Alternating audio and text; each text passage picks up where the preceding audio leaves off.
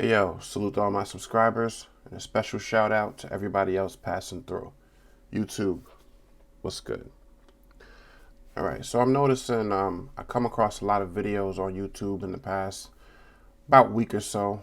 Everybody's talking about this Tekashi69 situation with him being indicted on the slew of federal charges stemming from all kinds of alleged criminal activity. And it's crazy. In 2018, I'm just gonna get right into it. In 2018, as far as the younger generation goes, there's no reason for any of these kids who have aspirations or dreams of getting into the music industry or whatever industry really.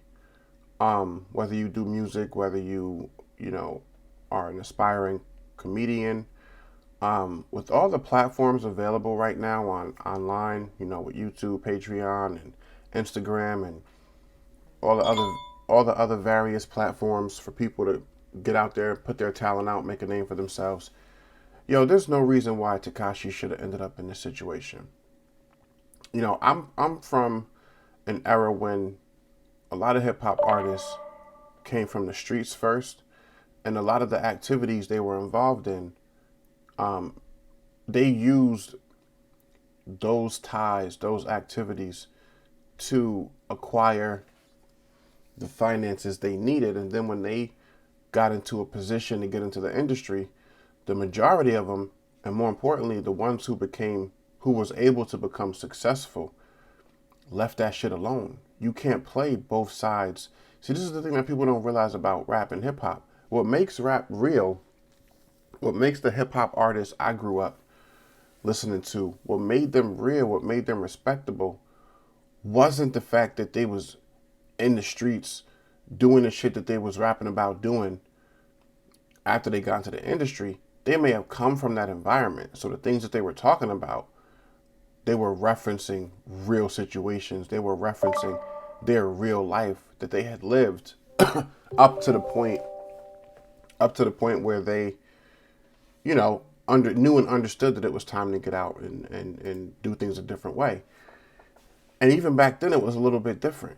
See, these young kids now, when they get on these different internet platforms and they start to acquire some kind of notoriety, and then for somebody like a Tekashi69 who kind of blew up almost seemingly overnight. I mean, he had been rapping for like 3 years, is what I'm hearing, and became one of the biggest new artists in recent history, right? In the past few years. You don't continue to have 1 foot in, 1 foot out, because you put in all that work. You made all those sacrifices to finally get to a place where you don't have to look over your shoulder anymore, but then to turn around and to continue to feed into that type of lifestyle. I don't know what the ins and outs are, and a lot of people are speaking on things as if they know for sure. But what I do know is, and this has been uttered too in the various different videos I've seen, this is not like you got pulled over and the cops found, local PD in whatever city or town you were in, found, smelled marijuana in the car, and then they searched the car and found a gun. This is not that type of situation.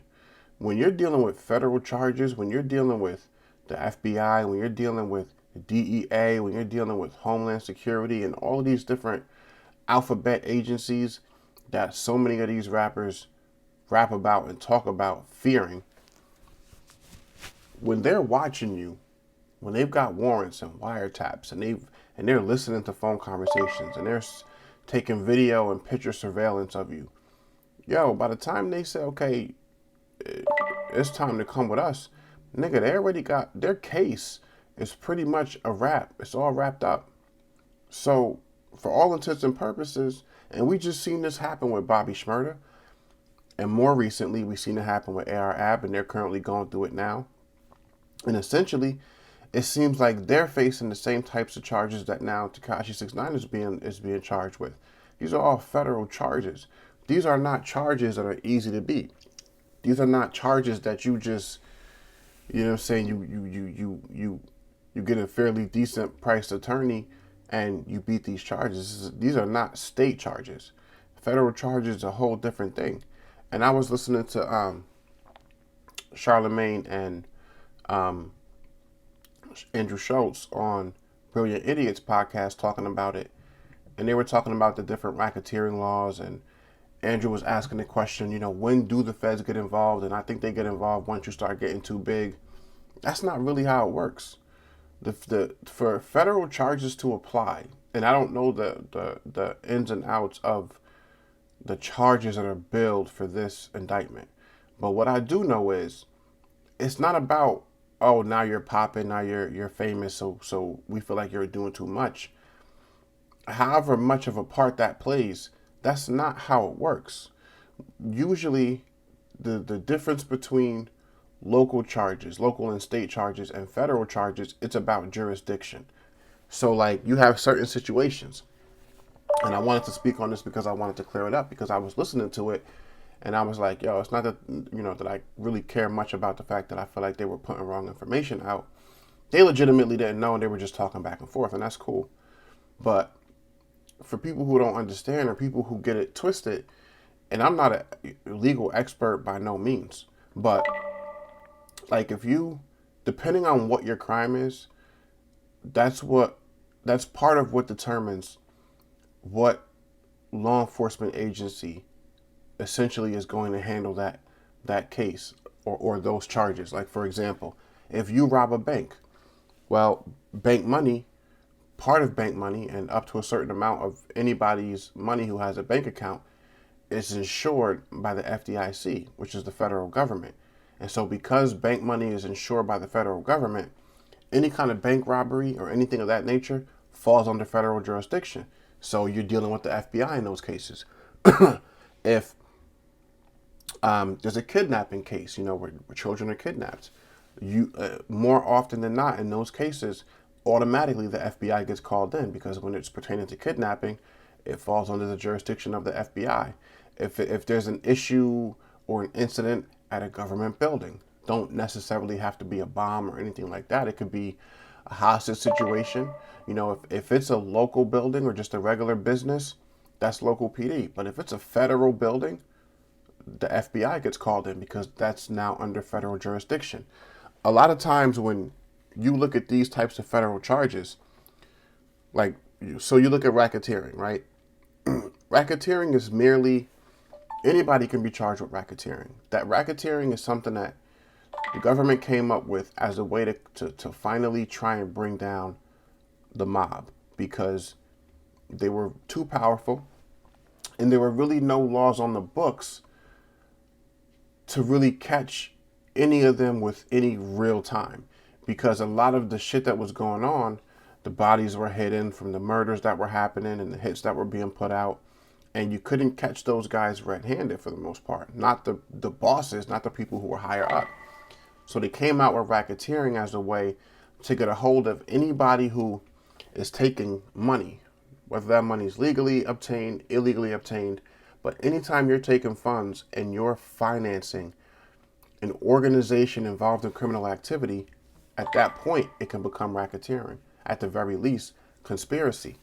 And when you talk about the types of criminal charges that they're filing against Tekashi69 and whatever other members of the so-called gang that they claim that he's affiliated with or a part of, or the creator of, this is he's a rap artist who travels, and so in their surveillance of him, at some point there's crossing of state lines. And anytime you're in the commission of criminal activity, especially if you think of it as them considering it an organization, because that's essentially what they're looking at it as, a criminal organization. Once you start going interstate in your criminal activities, in those situations, it falls under the jurisdiction of the feds, and they come in. So they're not saying that he just committed crimes in New York, or he just committed crimes in, I don't know, let's say LA, for example.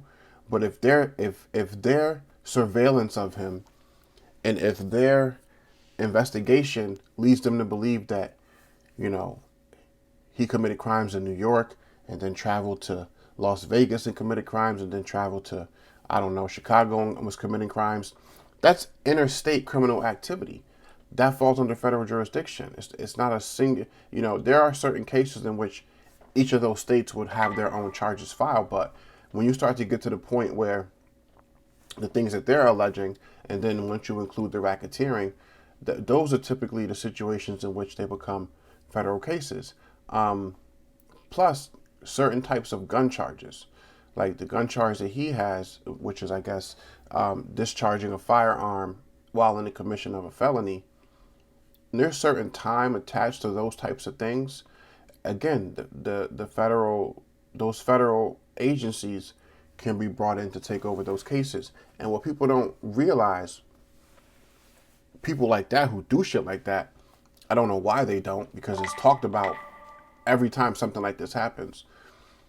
The reason why the conviction rate of the federal charges that most of these people find themselves being charged with, the reason why the conviction rate is so high, something like 97 or close to 98%, is not because the federal court system or the federal prosecutors are so much better than the local and the state prosecutors. No, it's that a lot of times on the local and state level, you're being caught for doing something, or you're being arrested and charged with something because maybe somebody else alleged that you did something. And then after that arrest, and most of those local and state cases, after that arrest is when that investigation begins. And then there's discovery and whatever evidence comes into play. With these federal charges, they literally will sit on you for months and years at a time until they feel like, yo, we finally have everything that we need to finally arrest this person and charge them. So the reason why the conviction rate is so high with federal charges is just because the preparation is different. It's not that it's any more or less in depth necessarily. It's the process. The feds are going to get their evidence first before they ever approach you, and a lot of times before you ever even know that they're looking into you, they're acquiring the evidence they need so that when they arrest you, it's more likely to stick. Local and state police agencies, sheriff's departments, whatever. If they have some kind of reasonable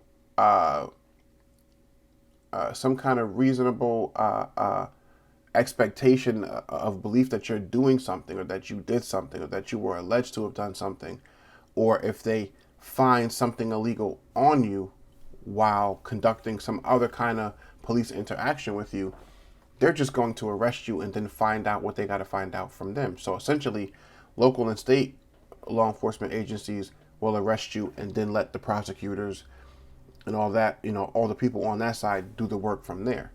With the feds, it's different. They're doing that work first, and then they're arresting you because they have something to arrest you for that they know more often than not it's going to stick in court. It's usually less in the way of circumstantial evidence when the feds are involved, because they're building that evidence while they're watching you. I mean, you really can't think of too many people in recent history who have come under federal charges and actually beat them. I mean, in recent history, the only one I can really think of is the whole Murder Inc. thing that was going on. The Ja Rule, Irv Gotti, all that shit. Now, they won that case. They didn't have any convictions at the end of that case, but it bankrupted their label, their record label, and essentially ended both of their careers in music at that time. And that's kind of the problem that Tekashi69 is facing. If he's being charged for being in company, in concert, in conjunction with, he hires a decent enough lawyer, he may be able to squirm out of the situation with, light consequences. There may be a very, very slight chance that he may get off altogether. But the problem is, the federal government has unlimited resources to pursue these types of cases.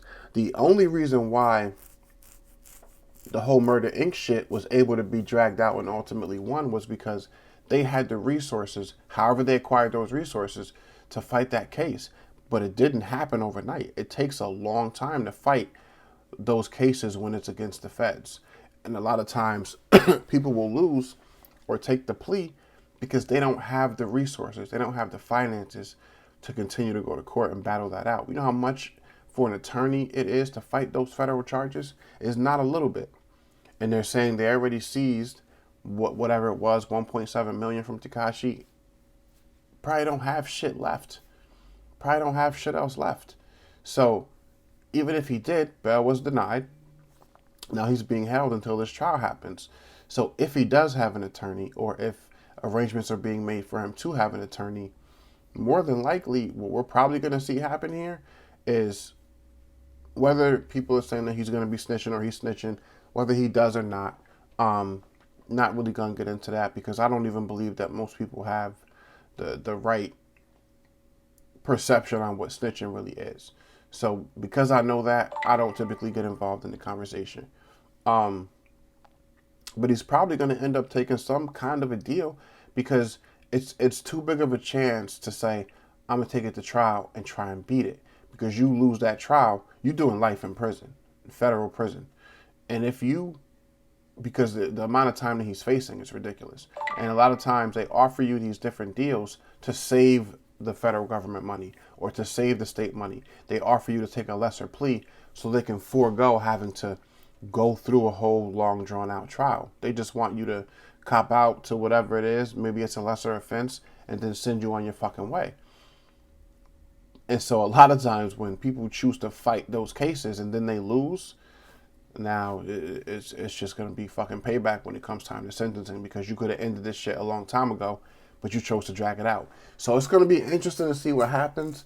I just really wanted to clear some of the misconceptions about some of the different charges and when do the federal government really get involved. Of course, none of us as civilians know for sure 100% what motivates these different federal law enforcement agencies from getting involved when they do, but there are things that fall within the purview of certain jurisdictions, be it local, state, or federal. And that's just the way that it's always been. That's the way that it is. It's a shame, though, because with all the talent that Tekashi does have, and even though I'm not into his music, clearly he's talented, clearly he has a following. Why are you still dibbling and dabbling in that type of lifestyle? Why? The whole point of hustling and living that type of lifestyle is not for fun. It's not to do it for the rest of your life as a career, because those types of careers end in one of a few ways: dead or in jail, period. Those are the only two ways, if you do it long enough, that type of situation is going to land you in. The people who do that out of what they perceive to be necessity do it, get in the game, they become not successful necessarily, but they put themselves in a position where they see that it's going to be going in that direction, and they leave that street shit alone. I don't know why these young kids want to continue to think that it's cool that they don't have to leave these streets alone even after they get into a position where they can make legal money and do it the right way. I mean, when you plan back and forth both sides of the field, and this goes with anything, it goes with life, it goes with relationships, it goes with, whatever activities you're involved in. Do what you do, 100%. Get it how you live. Do what you see fit to put yourself in a position to be able to sustain yourself and your family if you have one, but also respect the game. You can't stay in that game too long. Every single movie that we have seen, every single hood movie that we have seen growing up of these types of situations, be it Godfather, be it Carlito's Way, be it Scarface, any of these Blow, any of these types of movies, there's reasons why you see at some point in the movie that conflict that main character has with, do I keep this shit going or do I stop? Is it time for me to stop now? All right, I'm going to stop. Just going to do this one last job, this one last thing, this one last time, this one last, make this one last move. Because it's understood, universally accepted. It's an addictive lifestyle. But the longer you stay in it, the more chance you have of not making it out. And Tekashi69 was already on probation. So that even if the feds had evidence of prior things. Let's say from because I don't know if I think it was I don't know if it was DJ Envy or if it was Charlamagne, but somebody pointed out that this whole situation after Tekashi69 was dealing with the legal issues from the, I guess, alleged rape situation, and he was given probation, shit should have stopped there. He could have turned his shit around, and so many people in interviews I have watched have told him this, like, yo, you need to calm down, not just because somebody gonna want to kill you out here, but also because the more attention you call on yourself, you're gonna have these cops coming around looking after a while. And you know, being young, dumb, hard-headed, not wanting to listen, I get it. You know, a lot of kids are that way. But you should have listened. When you speaking to an OG, you speaking to somebody who's been in the game, and you speaking to somebody who's seen these things happen, you know, live in front of the world for all of a lot of our favorite stars from the time that I came into this game, you listen to a person like that because they clearly have that knowledge and history. And it seemed like every time somebody told Tekashi, yo, you need to chill. Like, you making money, you doing what you got to do for your family. Just relax and do that and focus on, you know, pursuing your dreams. And he just didn't want to hear it. Based on all of the responses that I heard him give, just didn't want to hear it. Didn't want to hear it. And it's sad because he was talented, you know, and you don't have to like someone's music to say that they were talented. And he was.